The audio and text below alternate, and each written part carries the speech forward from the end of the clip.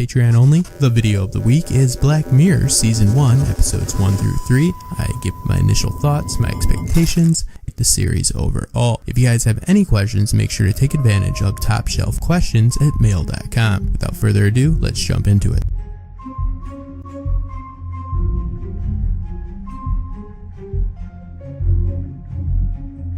Top Shelf Fandom Videocast with your host, Justin Thomas. What we're gonna do now is go back. What is going on, everybody? Justin Thomas here with the Top Shelf Fandom Videocast. This, I don't even know what number cast this is. We've been pumping them out this week, but that's what you gotta do. I probably would not have watched this series if it would not have been for you guys. Why did I not watch this show for so long? It's been on since 2011. Well, I always viewed sci-fi and even some psychological thrillers as stories that usually would have too many disconnects in them and would be more focused on obscure technologies and intergalactic travel rather than what these shows actually have, which is primal desires, goals, storylines that it doesn't matter where they're taking place, and the people are still the people that I know, and especially with these series like Westworld and in Black Mirror, it's the near future. So we're dealing with circumstances, especially with a show that's been on since 2011, where season 1, as we see with the 3 episodes, the technology catches up, but it's great because it's not hinging on the technology to be its big draw. That's what I'm afraid of. That's not my cup of tea. I'm not into series or films just for the aesthetic or for a spectacle. So my expectations of this show, a lot of focus on shock and disturbing aspects rather than having meaningful, deep emotional connections and telling stories that made you think, not stories that just made you cringe. Because yes, now Black Mirror has a very bleak outcome in most of its episodes. Another benefit for me is that it's an anthology series. That as a creator is fantastic for me, not just only as a content creator but as a writer. This gives opportunities for people to tell standalone stories, for different people to tell stories, for them to tell stories in different ways. Now we'll talk about pros and cons of that, but my expectations, that was actually something I was looking forward to. Again, we'll get into the deeper thoughts in a moment, but they do dystopia far better because they show how that can be advantageous, yes, for those on top, but how the dystopian power set can be flipped. They do through the satire, through the absurd. You are able to really have some light shined on issues that you might have not looked at from the other side before. That's why it's really impressive when we have our creator here, Charlie Brooker. He was mostly known for his comedic writing, and as a comedian, he is obviously very familiar with how to use satire. Now, satire can be used in a number of different ways. Satire can be used just for the end game of humor, meaning you're just trying to get laughs. It can be used just for the shock and awe, but also satire most effectively used, or why it is definitely used in these properties such as Westworld, A Brave New World, and so forth. So heavily is because when you heavily satirize a situation, you are able to first off put people off guard, maybe people that aren't willing to look at a situation, maybe a political affiliation or a religious belief. They're not willing to, in their head, that there's just no way. They look at it as just evil for them to even think differently about that.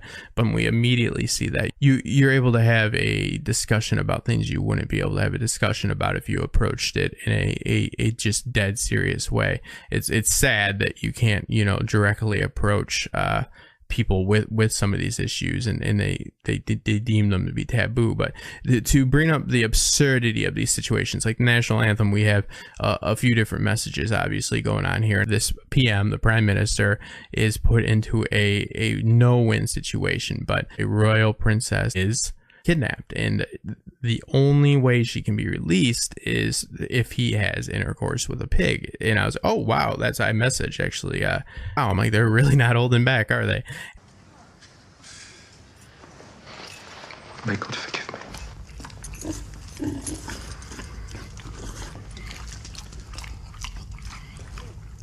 And I thought, okay, where's this going? But then I really started to look at it, and I started to say, oh, this is smart, because look at how many angles they're coming at you with here. This is what I'm liking about this, opposed to the dislikes. When you get this anthology series, you get the opportunity to tell a lot of different stories and convey a lot of different messages.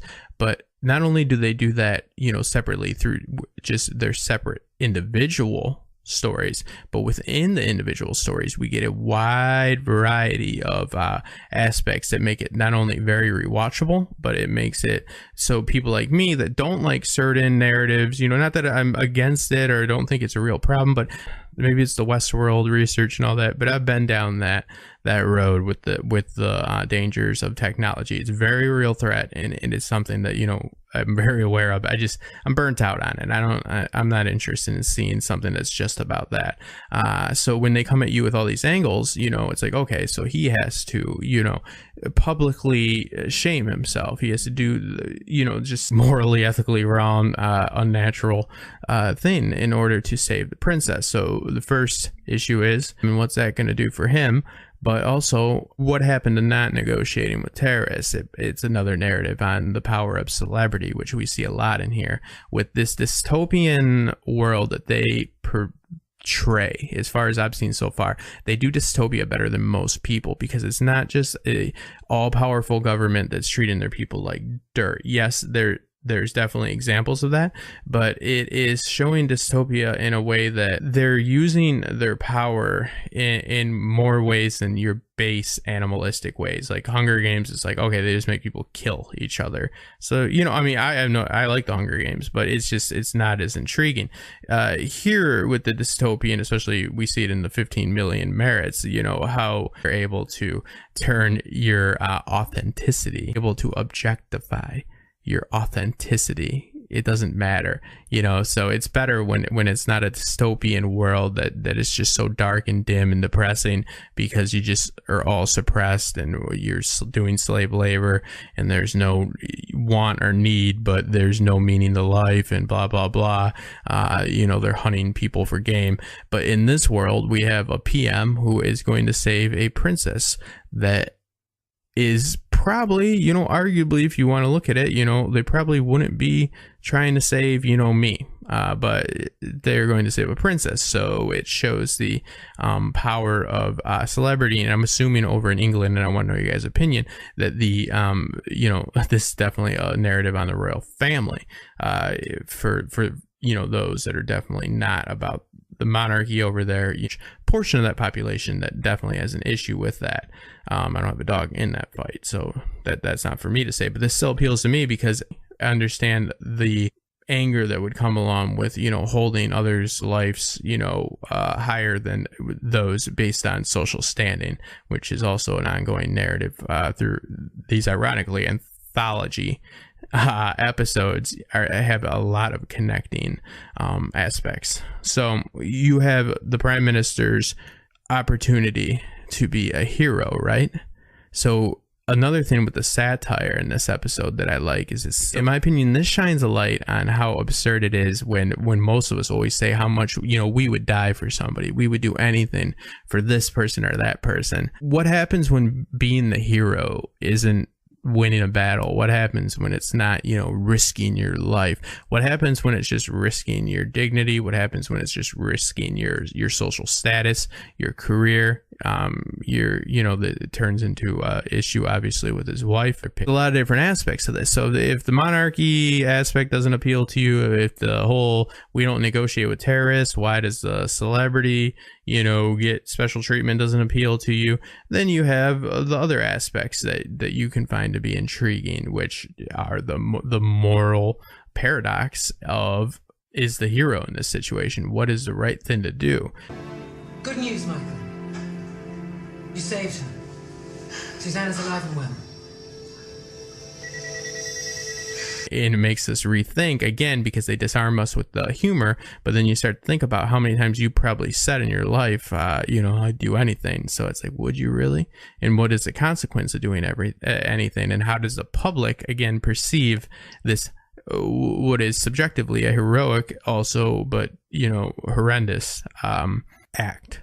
So these standalone stories, have so many layers and dimensions to these characters, goals, desires, fears, with internal and external conflict on so many levels. Then you have the wife, who seems to be more concerned, and again, I want information from you guys in the comments, with the fact of how she will be looked upon, like him and her, because, by proxy, his actions are her actions to a point.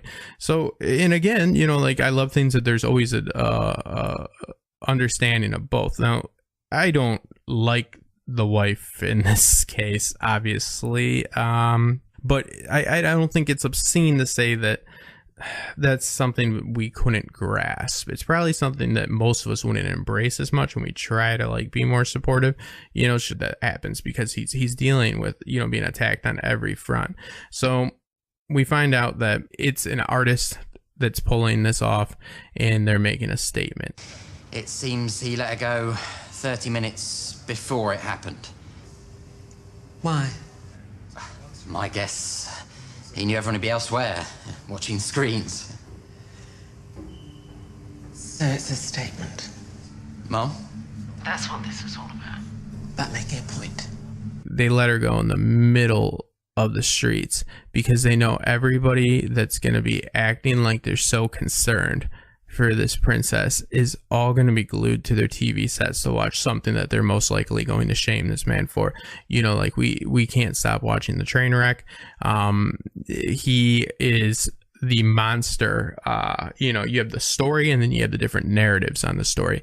From his side, they're the monsters. From everybody else's side, what they tell themselves is that, this man that is making this prime minister do this is a monster. But then they're not even around to find her, and he's able to just blatantly like go out there, not incognito whatsoever, and just drop her off because all the monsters are at home watching the pig show. But it's been on for nearly an hour.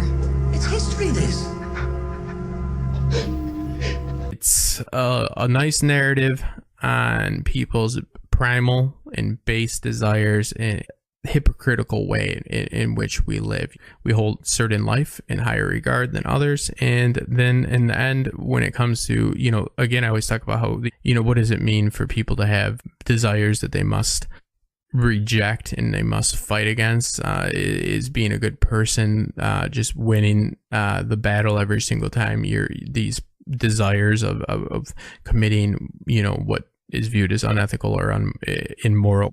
What does it say about the fact that you want to see this? We obviously, after, people quickly forget why he did it, and they just know he did it. So is it the sentiment behind the action or the action? Thought it was really well done, and it's not too heavy-handed. Again, the satire disarms people, and it's a great way to be able to talk about things that if I just came on and tried to speak about, or anybody, it would immediately be rejected, because people just have that type of programming, unfortunately.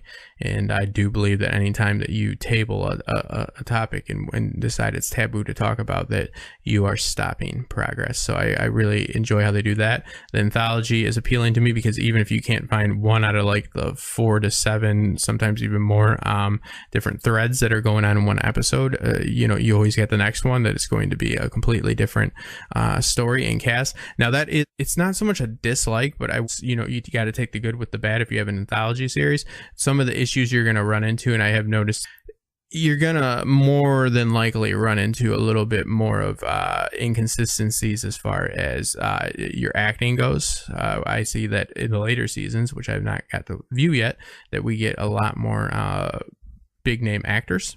But also, you have performances that are going to, not as strong. You're going to have stories that are going to fall a little short, and you're going to have performances that are going to fall a little short. I still think it's worth it to do an anthology, and it's so nice to see people that are not just worried about making a story so they can tell other stories. They are just simply telling standalone stories. That's so refreshing. Of course, it is an adaptation of the Twilight Zone, and that worked then and it works now. Moving on to 15 Million Merits. I really enjoyed this one because this embodied every aspect of our lives to such a great degree that it was tugging on my heartstrings, it was frustrating me, and it was making me think all at the same time. And it was really enjoyable. I thought it was really well acted. It's just a great narrative on dystopian world in which uses their power to suppress and objectify the people, but it is not your basic bitch way of doing it, for my lack of better words. Million Merits, we see a great example of people that are literally doing menial, they're in the grind just like a video game.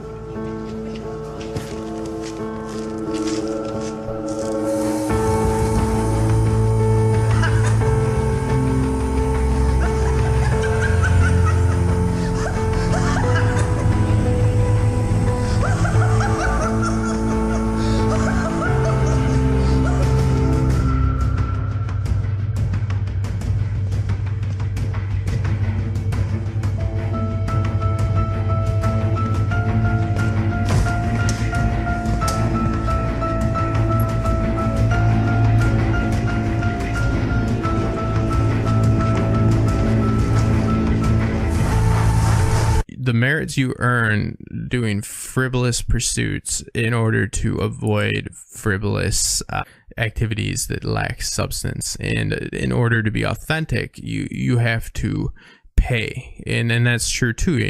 His life's work of grinding away, which is, it's not like he's very happy after riding on the bike all day. But he decides that he can find meaning in the meaningless and give his credits away to this woman who he found to have an authentic gift in something that is a gift to him when he's surrounded by nothing but, again, screens.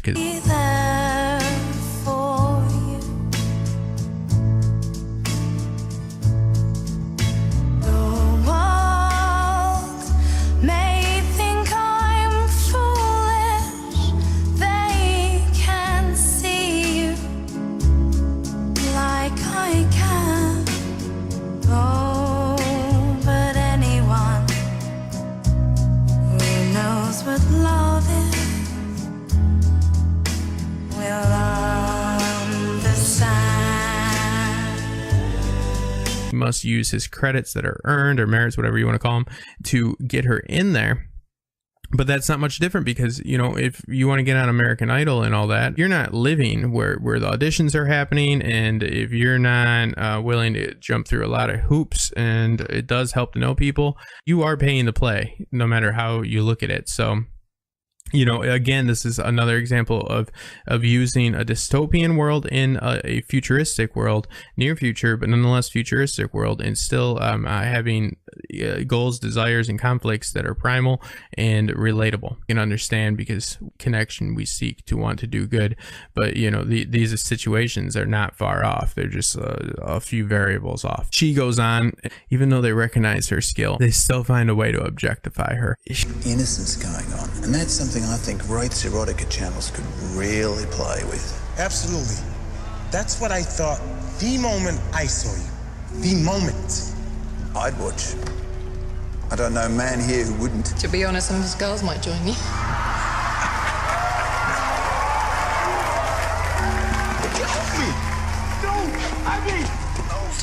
Her dream.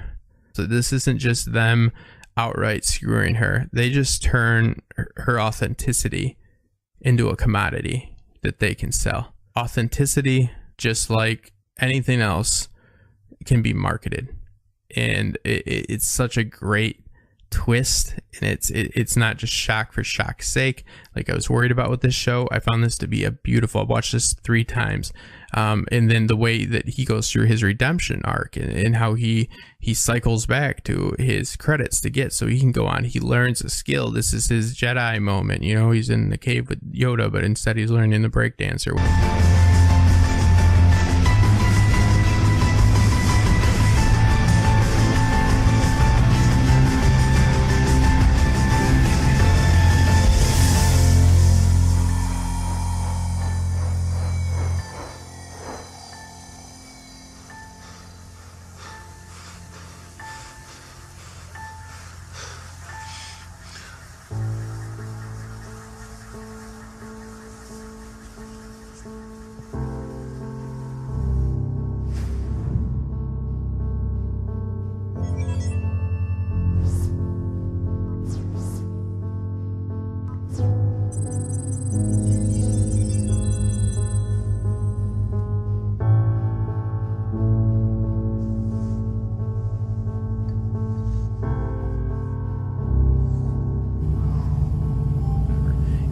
goes back, because he is going to show them, right?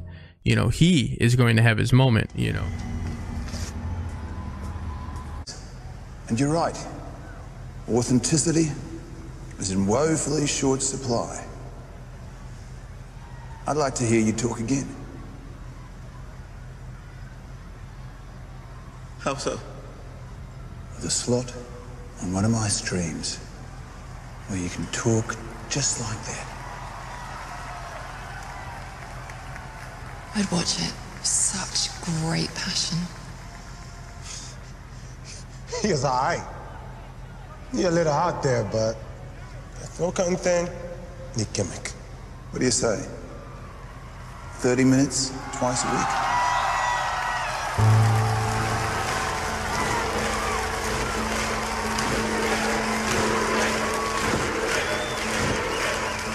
It's what he wants, right?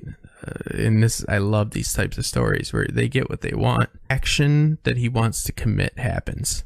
The result is not as he thought. They turn his authentic moment. They let him slam what is happening there, and then they turn it into a performance. That is so much more impactful, at least to me, than, you know, putting people in cages and having them fight to death to use your power. That is just unmatched power, where they can turn you rebelling into something they can not only make money off of and market, and then it's even worse because your only other option at that point is to go back. Beats the bike. Certainly does.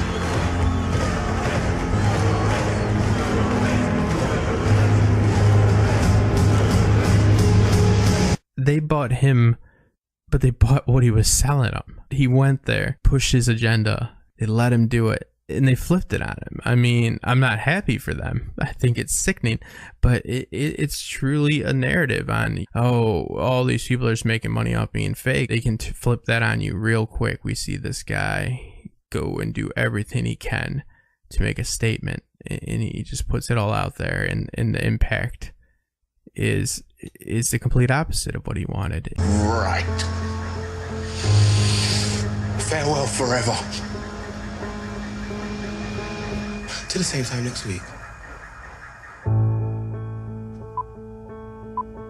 Stream offline.